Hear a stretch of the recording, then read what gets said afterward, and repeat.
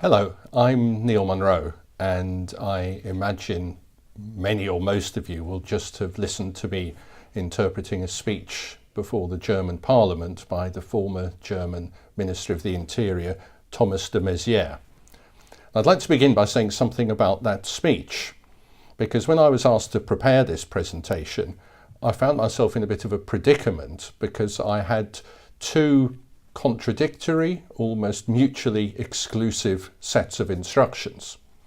On the one hand, I had to find an authentic speech that I thought would be useful in pedagogical terms, but at the same time I was only allowed to listen to the first 30 seconds or so it was obviously rather difficult for me to know just how useful that speech was. However, I had that instruction because obviously the idea was that I would do an authentic interpretation. And I chose that speech because obviously it was not really in my interest to choose a speaker that I knew I would have terrible difficulties with. And Thomas de Maizière is someone who I've interpreted on many occasions over recent years when he's been present at the meeting of European Ministers of Home Affairs. He's someone I've enjoyed interpreting, but he can also be very challenging. He can be very fast, he can be provocative, he can be colourful, and of course it's all presented with a German sentence structure.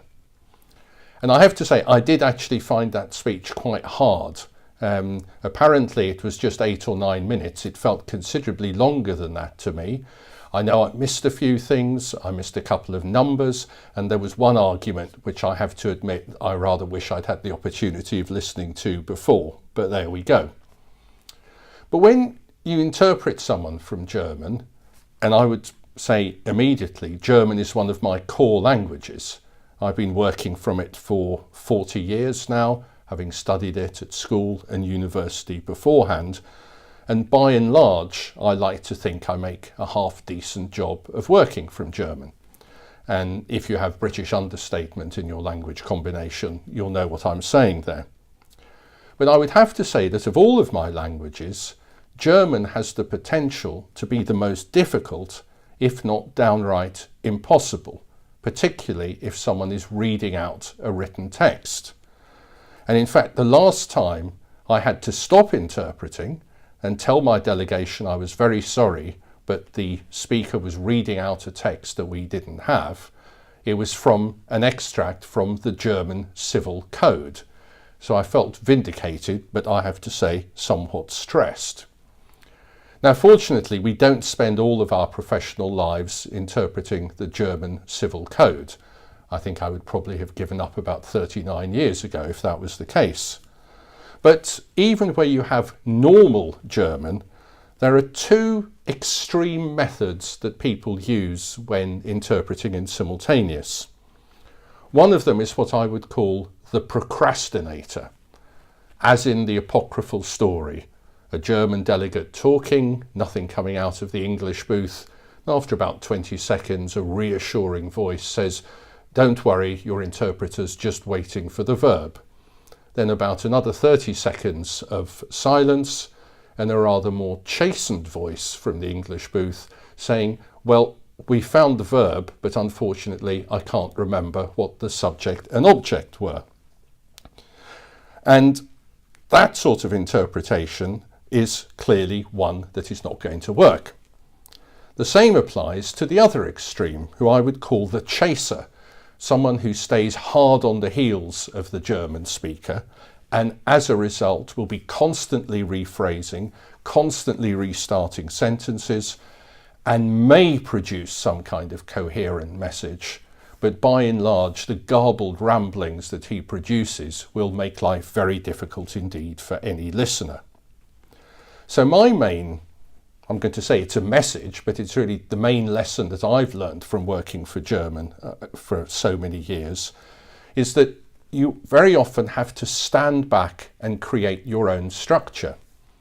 And if I could just put my trainer's hat on for a moment, I find it's really useful when people are starting out on simultaneous when they work from German into, in my case, English.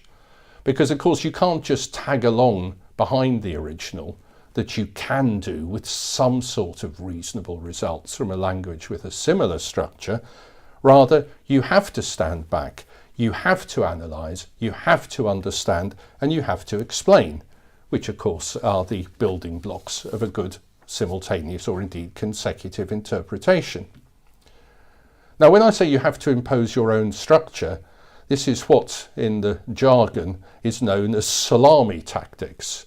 In other words, dividing up very long sentences into shorter sentences and individual units of meaning. Now, let me give an example of something that the minister could have said, although he basically didn't. He could have said, and excuse my German for a few words, he could have started by saying, Die Bundesregierung möchte die Politik der systematischen Abschiebung ... So, the federal government would like to do something with the policy of systematic deportation. Now, if you're lucky, you'll get a verb immediately after that. Continue, discontinue, step up, tone down, or whatever. But the chances are that you'll get one or more subordinate clauses. So he might talk about the policy of systematic deportation and then say, which of course is something that our friends from the opposition have been arguing against for many years, and this in spite of the fact that while they were in office, and so on and so on and so forth, and you would only get the verb at the end of all of that, which is fine in German, and people follow that in German. However, as I said, you can't run around behind the speaker, nor can you wait until you get the verb, because there'll be a massive loss of information. So what you would have to do is think about a different way of starting the sentence. The beginning of the sentence is the federal government, and the crucial thing is the verb. But because you don't know the verb, you can't start with the federal government. But you could start with the policy.